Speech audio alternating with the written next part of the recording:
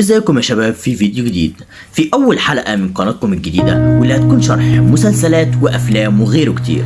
النهاردة مفيش بداية اقوى من الكلام عن شخصية رعبت الملايين، شخصية سابت بصمتها في عالم جيم اوف ثرونز. ايوه، ده هو النايت كينج. مين هو النايت كينج واصله غامض يا ترى؟ كتير مننا شاف النايت كينج كقائد للجيش واللي محدش يقدر عليه، جيش الموتى اللي بيمشوا. بس يا ترى مين الراجل ده وايه سر وجوده؟ النايت كينج مش مجرد وحش طلع كده فجأة، قصته أعمق بكتير. في الحقيقة هو نتيجة تجربة قديمة عملتها أطفال الغابة. أيوة، دول الكائنات اللي كنا فاكرينهم في صف الخير، أطفال الغابة، وهما بيحاولوا يوقفوا حرب الرجال الأوائل. خطف واحد منهم وطعنوه بسلاح سحري معمول من زجاج التنانين، أو زي ما بنعرفه بالإنجليزية دراجون جلاس. الطعنة ديت ما كانتش طعنة موت، بل في الحقيقة دي كانت طعنة تحول. الراجل ده اتحول لأول وايت ووكر واتحول لقائدهم كمان. أيوة، النايت كينج. تخيلوا كائن اتعمل علشان يحمي أطفال الغابة بس اتحول لتهديد لكل البشر. نيجي بقى لقوته وقدراته المرعبة، تقريبا ما كانش فيه حاجة توقفه. النايت كينج مش مجرد مقاتل قوي، ده عنده قدرات خارقة بتخليه بالفعل كابوس لأي حد. أهمها طبعا قدراته على إحياء الموتى. يعني تخيل إنك بتواجه جيش وكل جندي بيموته عندك بيرجع يقوم تاني علشان يقاتلك. يعني دي لوحدها تخلي أي جيش ينهار. كمان هو يقدر يحول الأطفال لوايت ووكرز، يعني صغيرين. يعني تتكلم إنه بيزود جيشه على طول بطرق مرعبة. والأخطر قدرته على الإحساس بوجود بران ستارك، الغراب اللي ليه 3 عيون. أيوة، واللي كان بيحاول يوصل له طول الوقت علشان يقضي على كل الذاكرة والتاريخ. الأهم بقى هو الحصانة شبه الكمال. يعني تخيل نار التنانين اللي هي سلاح مدمر ضد أي عدو، وشوفنا بالفعل دينيرس أم التنانين وهي كانت بتموت الكل، ما كانش حد قادر يقف قدامها.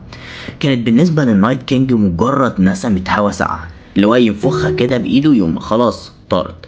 بس لحسن الحظ كانت في نقطتين ضعف كانوا ممكن يخلصوا عليه. أول حاجة عندنا زجاج التنانين واللي اتعمل بيه.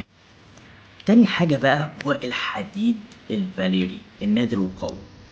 نيجي بقى لسقوط ملك الموت، وديت كانت الموسم الاخير. علشان كده بننصحك لو انت ما تابعتش لسه المسلسل، انت تقدر تتابع المسلسل، تقدر تتابع الموسم الاخير بعدها تيجي تكمل الفيديو بتاعنا علشان ما يتحرقش عليك اي نوع من الاحداث. جيش الموتى وصل بطبيعة الحال ومعركة وينترفيل بدأت. الكل كان بيرجح إن جون سنو أو حتى دينيريس وتنانينها هما اللي هيواجهوا الملك الليل، والكل كان بيتوقع ملحمة بين الخير والشر بين جون والنايت كينج. بس السيناريو كان ليه رأي تاني. في لحظات مهمة جدا لما النايت كينج كان خلاص على وشك القضاء على بران ستارك، ظهرت بطلة مش متوقعة، بطلة سابت بصمتها في تاريخ المسلسل، بطلة الكل بيحبها. أيوة، بنتكلم عن آريا ستارك.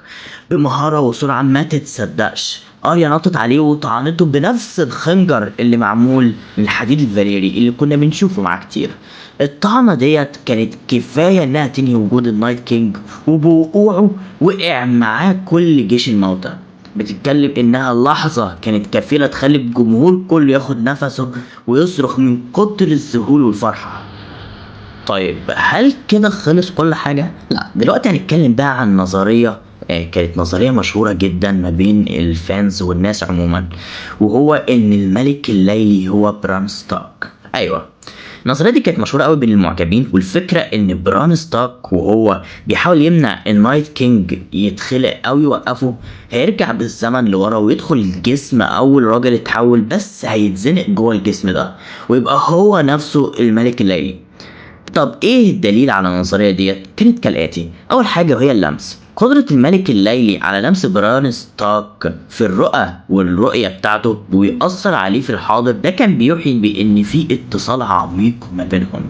تاني حاجة الأهداف المشتركة، كان باين جدا إن الملك الليلي رايح دايما ناحية بران ستارك أو الغراب ذو العيون التلاتة، وده بيشاور إن بران كان هدفه الأساسي طول الوقت. تالت حاجة وهي التصميم، في بعض المشاهد كانت بتوري ان تصميم لبس الملك الليلي كان فيه رموز شبه رموز اطفال الغابة والغراب ذو العيون التلاتة. طيب ليه النظرية دي ما اتحققتش؟ النظرية دي سقطت بعد موت الملك الليلي على ايد اريا، ومفيش اي ربط مباشر اتكشفت ما بينه وما بين بران غير انهم كانوا اهداف لبعض فقط. النايت كينج كان اكتر من مجرد عدو، كان رمز للتهديد الاكبر اللي كان بيواجه البشر في عالم ويستروس. وجوده اكبر الكل يسيبوا خلافاتهم الداخلية ويتجمعوا ضد عدو واحد بس. صحيح انه مات، بس وجوده ساب بصمة عميقة في نفوس الشخصيات وفي قلوب المتابعين. نيجي بقى نسأل سؤال، هل تفتكروا ان القضاء على نايت كينج كان نهاية كل الشر في عالم جيم اوف ثرونز، ولا في اعداء تانية ممكن تظهر باشكال مختلفة؟ ده سؤال بقى هنسيبه لكم في الكومنتات عشان تتناقشوا فيه معانا. وبكده نكون وصلنا لنهاية حلقتنا الأولى عن نايت كينج سيد الجليد والموت، وأتمنى تكونوا استمتعتوا واستفدتوا بالمعلومات اللي قدمناها. لو عجبكم الفيديو ما تنسوش تعملوا لايك سبسكرايب للقناة عشان ما تفوتوش ولا حلقة من الحلقات الجاية اللي هنتكلم فيها عن شخصيات وأبطال وأعداء من مسلسلاتكم المفضلة. اكتبوا لنا في التعليقات مين الشخصية اللي حابين نتكلم عنها في الحلقة الجاية.